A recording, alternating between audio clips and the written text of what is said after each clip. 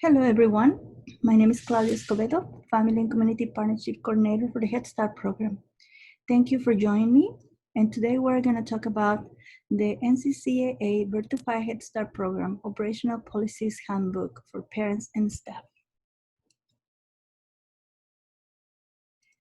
Let's get started with our mission statement. NCCAA works with partners to apply comprehensive strategies to eliminate the causes of poverty for the people of Nueces County.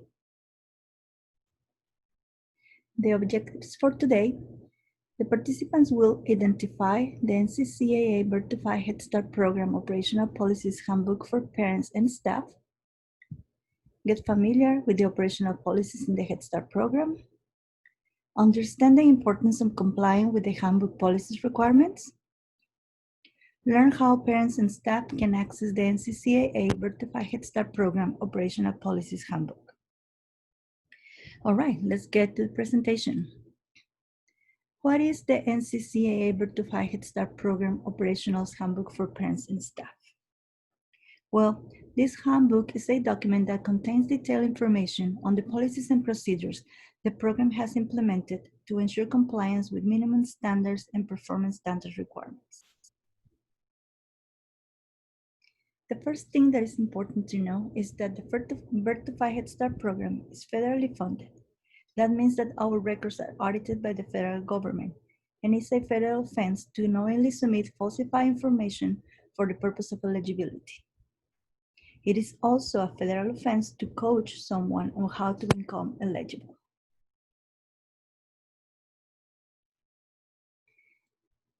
Our hours of operation are 7:30 a.m. to 3:30 p.m. Zavala and Promesa centers follow the collaboration site schedule. However, they will also participate in agency scheduled events. Salazar Center in Robstown ISD will follow NCCAA schedule. Our days of operation are Monday through Friday, and for Early Head Start, the months of operation are August through June, and for Head Start, August through May. We have several scheduled holidays throughout the year. We also have in-service training days, and the centers will be closed on those days. We also have early release days for teaching staff to work on lesson planning and assessments, and also specific trainings. All these days will be scheduled in the NCCAA official calendar. Zavala and Promesa centers follow the collaboration site schedule. However, they will also participate in agency scheduled events. Salazar Center in Robstown ISD will follow NCCAA schedule. Child care licensing and family protective services information. Our centers are regulated and licensed by the Texas Department of Family and Protective Services. As per licensing requirements, a copy of minimum standards is located at the parent board in each center for easy access for all parents. The contact information to the licensing office and the most recent licensing inspection must be posted at each center and available for review.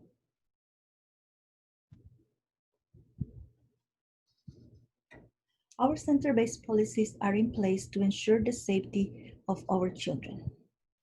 To comply with the Office of Head Start Performance Standards 1302.47, B1 VII, and Minimum Standards 746.3707, the NCCAA Vertify Head Start program has a guns, weapons, zero tolerance policy at all its facilities and at any premises where the agency has an event.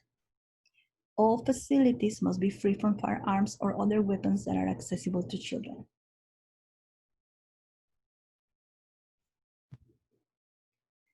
We have an only clear small see-through backpack policy. This policy is in place to prevent children from the possible exposure to additional items that could be brought into the facilities unnoticed. Please make sure to enforce this policy and remind parents about this important compliance with this policy. Parents are notified at time of enrollment, but as we mentioned, or you will learn in the family engagement in school readiness and in the family engagement and transition trainings, parents take in a lot of information that sometimes can be overwhelming.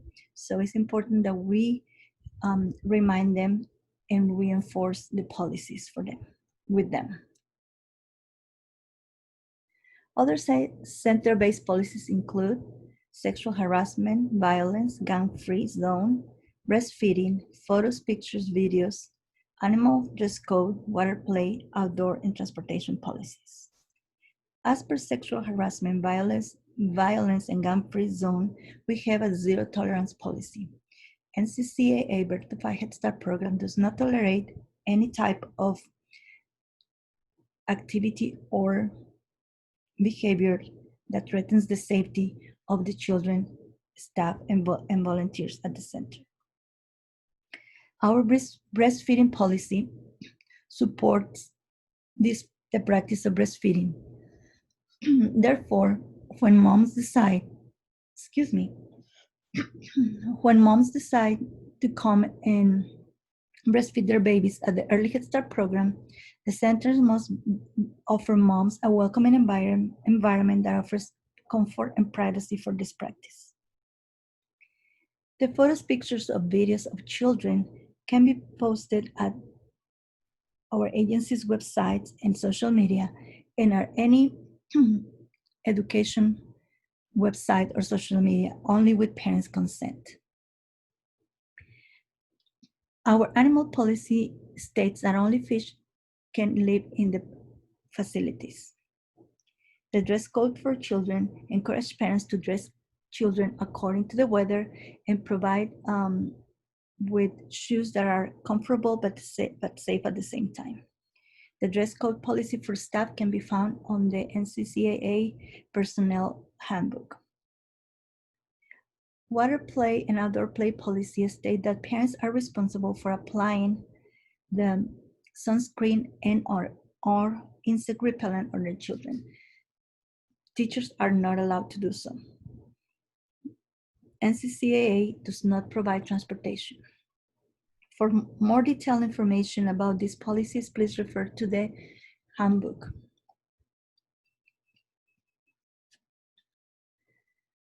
Our engagement and school readiness approach implements the center visit policy.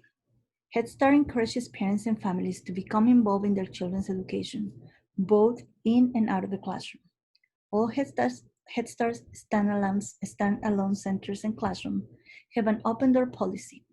Parents are welcome to drop by and spend time with their child at any time. This gives them the opportunity to create a learning environment, to learn how to create a learning environment at home in an effort to support classroom learning. Opportunities to become involved in our collaboration sites may vary depending on the location. And I encourage all staff to get familiar with those policies if you work at Zavala or Promesa IS collaboration sites, so you get familiar on the ways that parents can get involved and in that way support family engagement. Please remember, even though NCCAA Certified Head Start program has an open door policy, compliance to our violence policy must be observed at all times.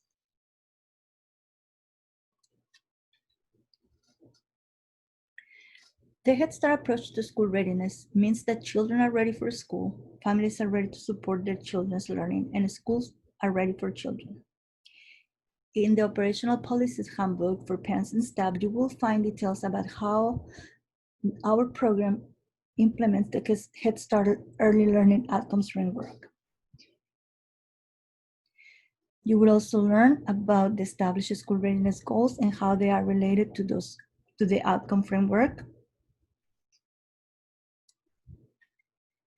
There will be more details on screening and assessments. We do 45-day screening, and they are used to identify children who might be at risk for a developmental delay and to help determine if further evaluation is needed. The Certified program, Head Start program, uses the AQ3 tool as a screening tool. The ongoing assessment information helps us monitor progress both for individual children and for the program as a whole. Parents will be aware of this information and share with them during engagement opportunities. Our classroom management and positive guidance practice ensures that teaching staff uses only positive methods of discipline and guidance that encourage self-esteem, self-control, and self-direction.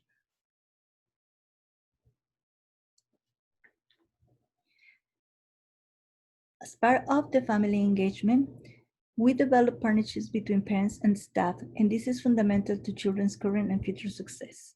In order to share information on children's learning and development, the program conducts at least 2 home visits and 2 parent conferences per school year.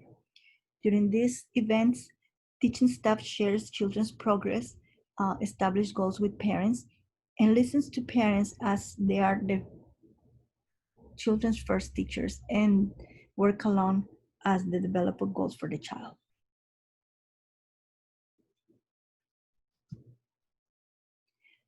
Our collaboration with other settings establish that NCCAA Birth to Five Head Start program does not provide transportation. If children are transported by any means of transportation, they belong to the collaboration site. The active play space or the playground equipment is provided by the collaboration site and does not meet the child care licensing standards. Parents are notified of this at time of enrollment. Breakfast and lunch are provided by Zavala CCISD as part of our collaboration. Parents can choose to provide these meals only for their child, but the program is not responsible for the nutritional value or for meeting the child's daily food needs. Snacks are provided by our agency.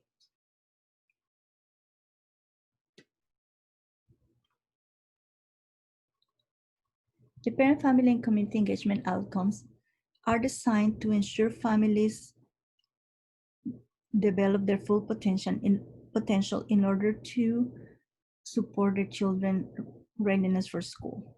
Family advocates will be working with families in 7 areas: family well-being, positive parent-child relationships, families as lifelong educators, families as learners, family engagement in transitions, family connections to peers and community, and families as advocates and leaders.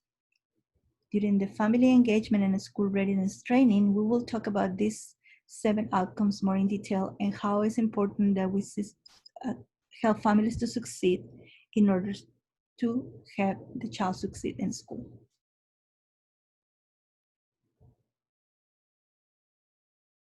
The work with families includes a family partnership process. Oops, I lost my thought. Strong partnerships with families are essential to children's school readiness and healthy development. The family advocates are here to work with parents and act as support system for the child family. As part of our performance standards 130252, parents need to have the opportunity to participate in a partnership process. Our partnership process includes the family partnership agreement, identification of family strengths and needs, individualized family partnership services to set goals that address both the family, the child's strengths and needs, the goal setting meetings, support on any existing plans and community resources, follow-up progress of goals and referrals, and establish ongoing communication to ensure family well-being. During the family services, family and community partnerships training, you will learn more about why it's important that you understand the family partnership process. The family advocates are going to be working with families, but all the information and all the family situation is crucial for the teaching staff. That way, the more you know the family, the better you can help the child in school. If a family is in need of any resources in the community, the family advocates will provide assistance with referrals. Those resources may include food, clothing, shelter, health and nutrition, parenting skills, domestic violence, GED classes, higher education, English as a second language, employment, or any other need that the family might have. They will also refer families and staff to our community services division. Community Services is a division of Nueces County Community Action Agency and provides a variety of programs to eligible low-income individuals and families. These services include housing, weatherization, utilities assistance, modifications of homes or veterans, home roof repair, home assistance, energy sufficient homes, tuition assistance, emergency assistance, and in some cases, limited funds for other emergencies that might arise on a case-by-case basis. They also refer to agencies in the community in case they cannot provide or assist the family with specific services. These services are for the Head Start families and for the public in general.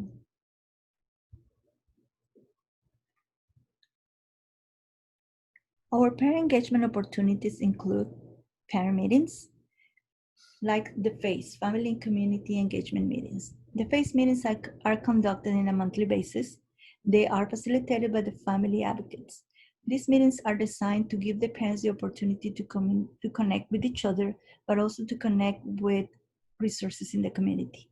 The family advocates will invite an agency from the community to come and talk to parents about resources available, and there will also be a training on pedestrian safety. The faith meetings, fathers actively involved through Head Start, are designed to support and foster fatherhood engagement. Our Wellness and IMIL for Families, and the Christmas Festival, the Familias Made by the Bay, and other events are planned to give the parents opportunities to participate. We also provide parenting classes at centers as per request. Parents have also the opportunity to participate in advisory committees. Currently, we have the Health Advisory Committee and the School Readiness and Family Engagement Advisory Committee. Parents can also participate in policy council, conferences and training, volunteer in the center, classroom, or at any event that the agency is participating, or sharing skills with other parents or children in the classroom. Opportunities for volunteering in our collaboration sites may vary depending on the location.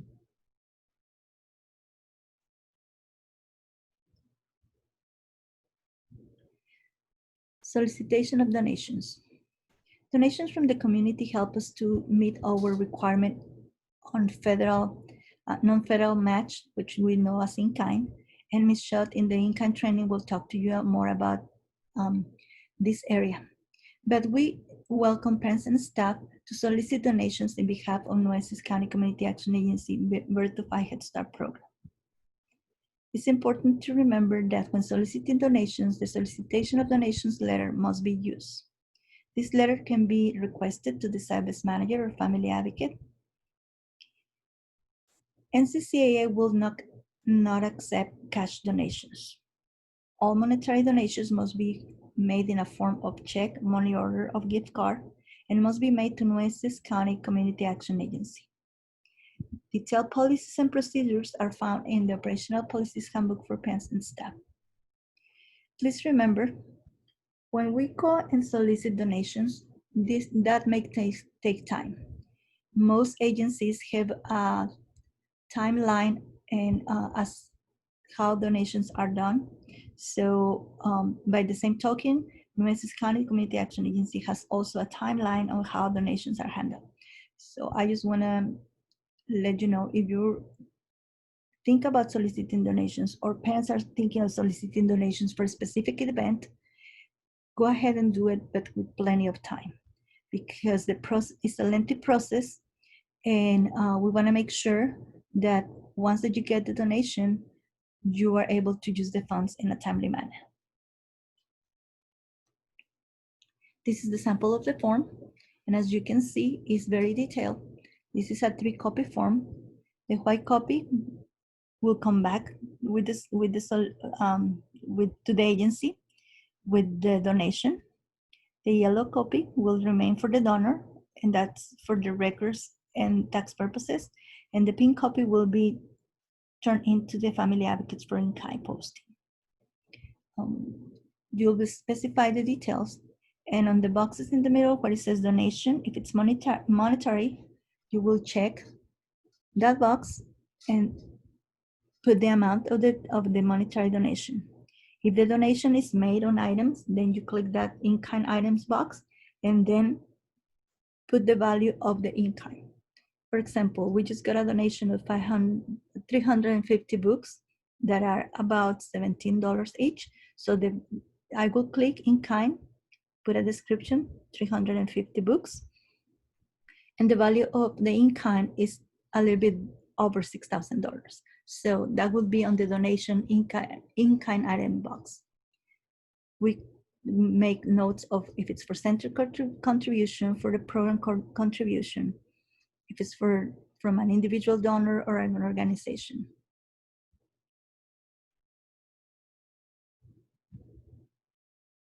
Another way that we can meet our in-kind is through the volunteer time. However, regular and frequent volunteers might meet certain requirements as per licensing. For the safety of our children, NCCAA Birth to 5 Head Start requires that volunteers who are counted in the staff-child ratio meet, obtain, and review the following: clear background check, fingerprinting, TB screening, sign of an affidavit, obtain the food handlers training, do an overview of minimum standards, and the NCCAA's operational policies. They get trained on the NCCAA Birth to 5 Head Start program on child maltreatment reporting procedures and reporting procedures for suspected child maltreatment involving NCCAA employees. They will also get training on sudden infant death syndrome, checking baby syndrome, and early brain development, the procedures to follow in handling emergencies, the use and location of fire extinguishers and first aid equipment. They must have a high school diploma and attend 8 hours of pre-service. Volunteers must be 18 years old or older. This type of training will be provided during new staff orientation or as needed. For any parent or volunteer who wants to volunteer in the classroom and is not counted in the staff-child ratio, they should obtain and review the following: a clear background check, TB screening, affidavit, an overview of minimum standards and operational policies, attend the NCCAA Birth to 5 Head Start program child maltreatment reporting procedures and reporting procedures for suspected child maltreatment involving NCCAA employees training, SIDS, SBS, and EBD training on procedures to follow in handling emergencies, and the use and location of fire extinguishers and first aid equipment, and they should be 18 years or older. They must be 18 years or old or older. So SIBES managers will keep track of this training and request assistance from coordinators if needed. We recognize our volunteers. Volunteers with 50 or more hours of volunteering classroom qualify to attend the volunteer recognition event at the end of the school year. This year has been a little bit special. We haven't been able to do this recognition due to the unexpected course of events. As per licensing, center staff must be certified in CPR, first aid, and food handling. If parents would like to get this type of trainings, they need to contact the SIBES manager if interested.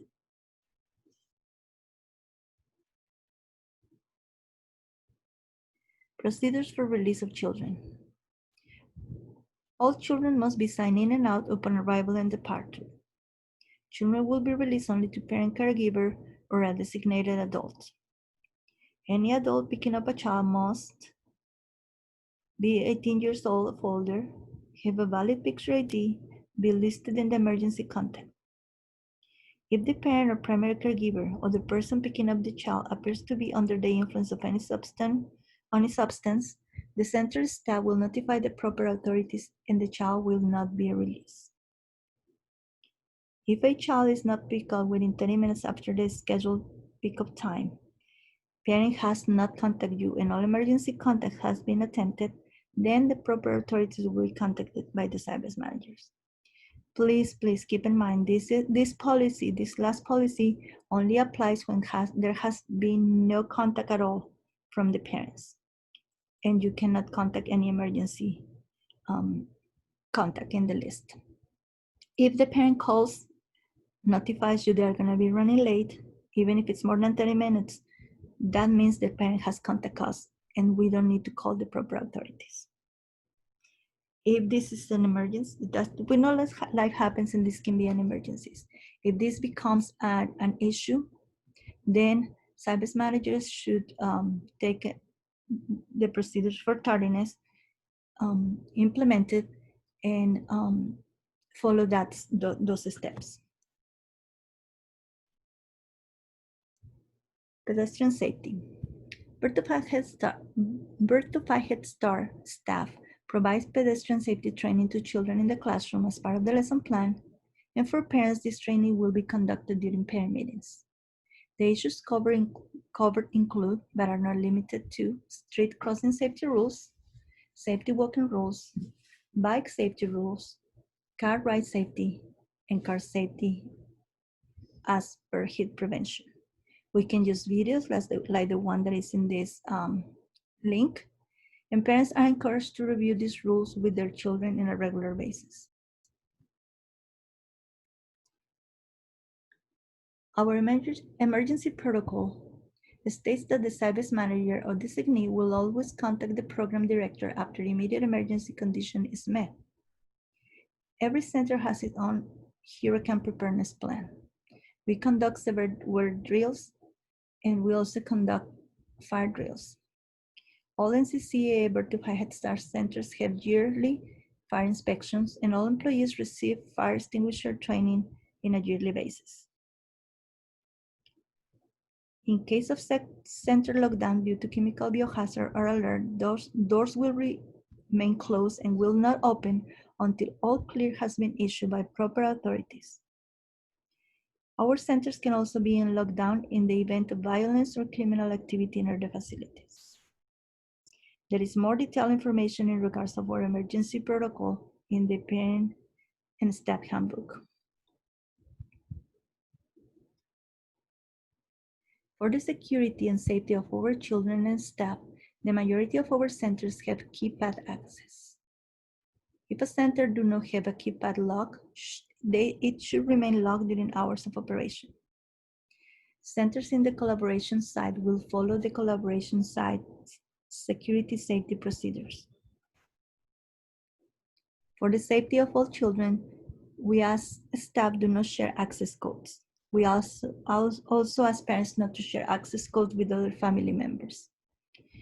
The access code for staff is different from the access code for parents. Therefore, if a parent asks you for a code because they forgot about it, please do not share that. Refer them to the manager or the family advocate to retrieve their code.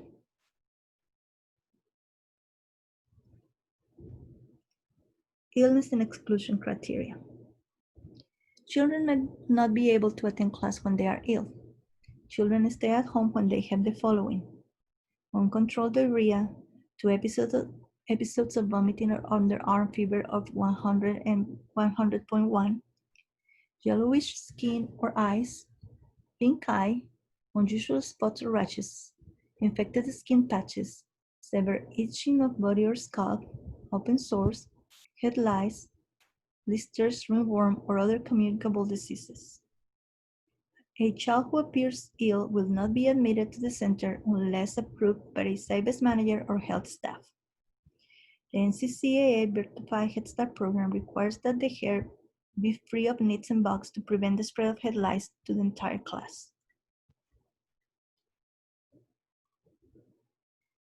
Our medical procedures for handling medical emergencies states that parents and primary caregivers will be notified immediately following an accident or incident involving their child. If they cannot be reached, staff will contact the individuals on the emergency contact. Parent primary caregiver will review an incident illness report signed after the child has been involved in an incident or an illness. The following form gives information about the type of disease or incident, the type, time, and date it was noted, and special instructions.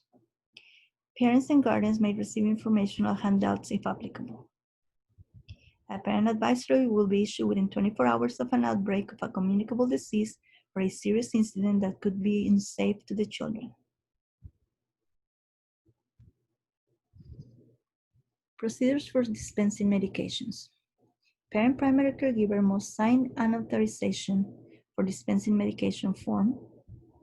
An individualized healthcare plan must be completed by a physician and submitted to the center prior to the administration of medication.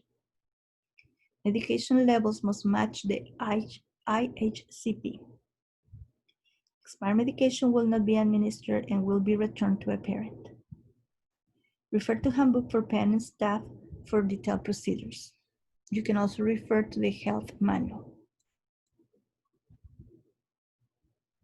If a child has an ongoing health condition or special needs, we made accommodations, but in order to do so, we require an individualized healthcare plan from the child's doctor.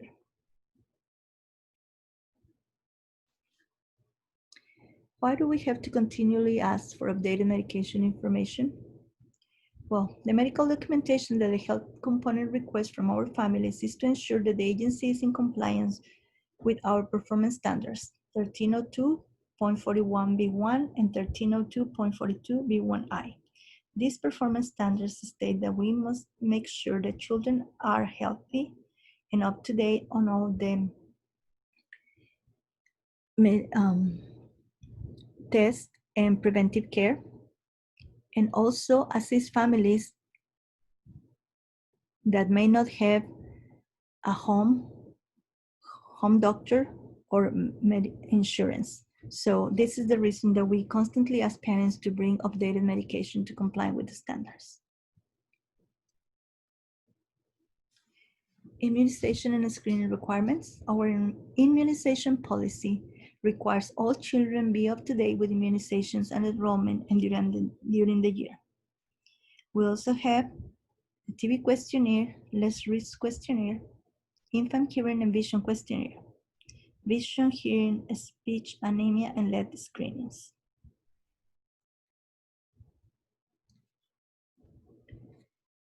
Meals and food services practice. Our program offers high-quality, nutritionally balanced family-style meals, low in fat, sugars, and salt.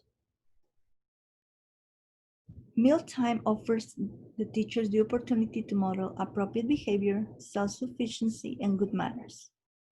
Our babies are fed up on demand, and toddlers and preschoolers receive breakfast, lunch, and snack. The Parent Handbook for Parents and Staff and the Nutrition Manual have more information on our nutrition services. If a child has a special dietary needs, we provide food substitution at no cost for parents, but we require an individualized healthcare plan for special dietary needs before these substitutions can be sent. We also allow the parents to celebrate their child's birthday at school to promote mental health and their individual self-esteem. But they must follow our nutritional guidelines, and the celebrations will be on the last Thursday of every month for all children celebrating their birthday on that given month. Requests must be submitted 2 weeks before the event.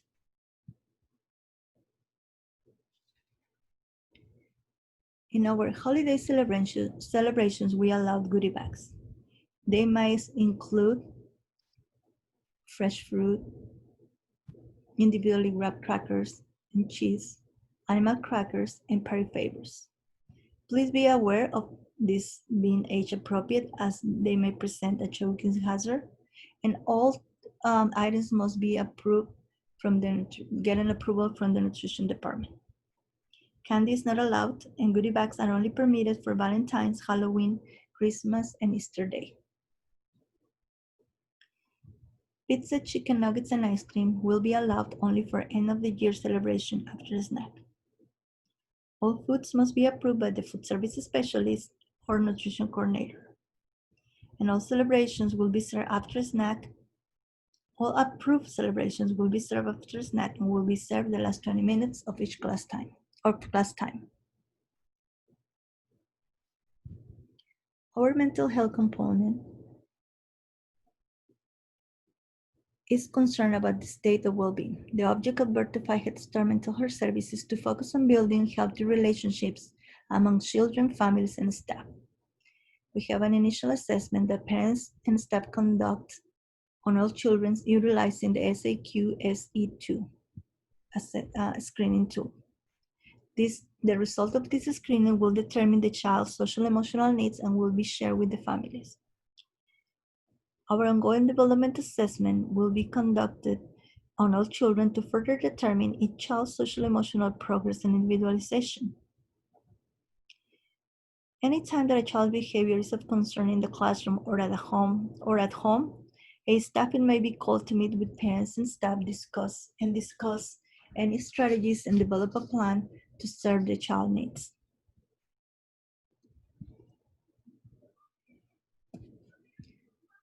We are mandated to report any suspected maltreatment and child maltreatment and neglect.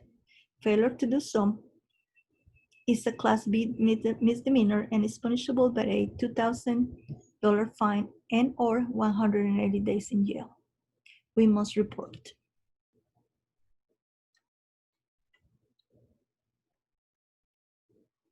Disability services. The basic goal of our disability services is to provide a full range of services and activities to all Head Start children with disabilities. Any modifications, if necessary, will be made to meet the individual needs of children with disabilities in the less restricted environment. Our policies state that 10% of our enrollment is dedicated to children with disabilities. The criteria to enroll a child with a disability policy states that for a child to qualify as having a disability in the Birth-to-Five Head Start program, the child must be evaluated and qualify through one of the following. For Early Head Start program, children should have an evaluation from Early Childhood Intervention, ECI, and for the Head Start program from the local education agency, which is the ISD.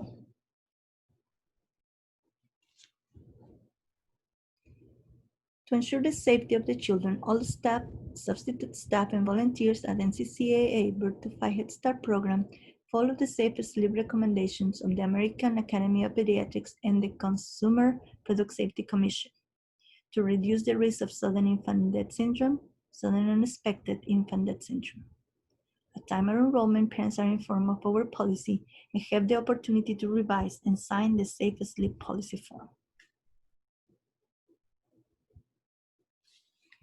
This is a form used to notify parents about our safe sleep policy.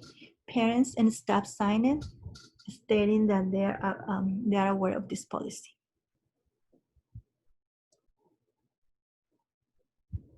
NCCA staff does not allow infants to sleep in a restricted device. That's part of our safe sleep policy. If an infant falls asleep in a restrictive device, the infant must be removed from the device and placed in a crib as soon as possible. Infants may sleep in a restricted device if parents have a completed sleep exemption form that includes a signed statement from a healthcare professional stating that the child sleeping in a restricted device is medically necessary. If a parent requests that the child needs to sleep in a restricted device and there is no forms, this form is not in the child's record, please refer them to the family advocate so they will give them this form. And do not put the child to sleep in any other way than their back if this form is not in the record. Until the form is in the record, then you are okay to go ahead and grant the request.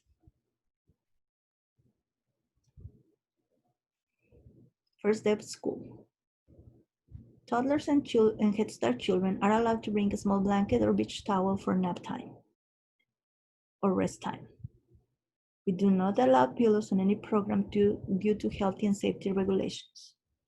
And absolutely no blankets and or pillows are allowed for infants sleeping in cribs. Other things to remember, as we welcome all kinds of donations from parents, we do not require parents to bring school supplies. That's not a requirement for a child to participate in the program. Parents are recommended to provide a change of clothes labeled with the child's name in a Ziploc bag.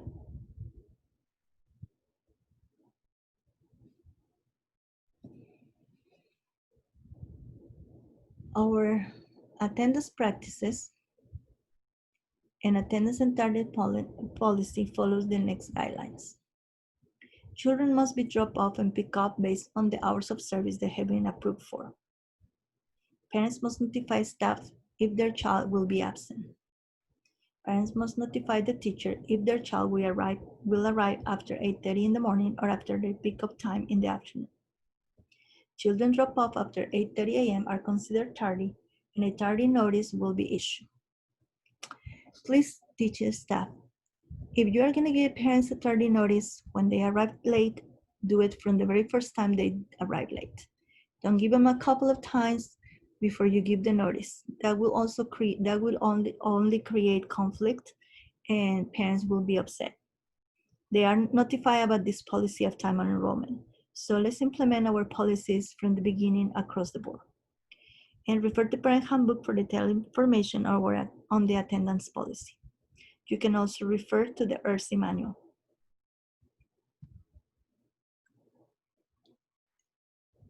Our procedures for attendance. NCCAA Vertify Head Start will encourage regular attendance. When a child is absent without contact, the following steps are initiated within 1 hour of the start of services.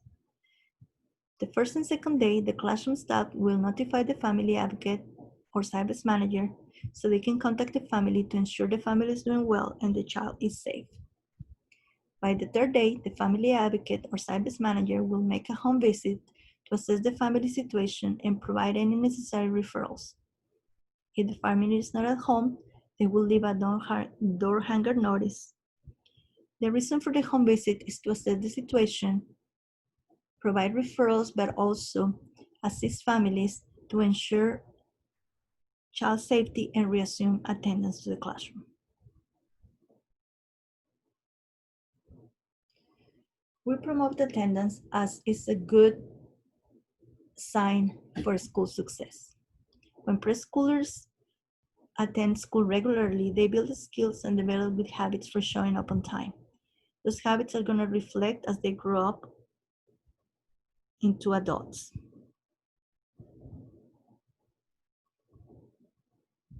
Personal Identifiable Information, PII, Parent Policy, Notification, and Consent. By law, NCCAA must protect the privacy of child's and parents' personal identifiable information. Information that could be used to identify a child includes child's name, name of child family member, address of the child, social security number, or other information that is linked or linkable to the child. Every year, we are required to provide a copy of our PII parent policy notification and consent form to parents. This notice explains families' rights and our legal duties and privacy practices.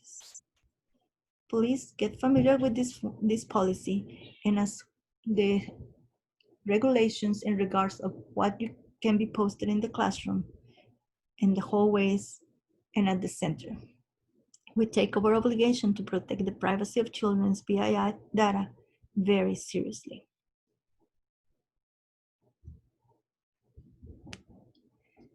The NCCAA Vertify Head Start Operational Policies Handbook for Parents and Staff can be found at nccaatx.org under the Head Start program and posted in the bulletin board at each center as per licensing requirements. As you can see, when you click on our website, you will find the programs. Click on Head Start program, and it will take you to the Head Start page. On the right side, you will find the Vertify several documents. One of them is the Vertify Head Start Parents Handbook. If you click on that link, you will see the handbook that can be downloaded, can be printed out. If parents require a copy of this to be printed out, they can contact the service manager or the family advocate.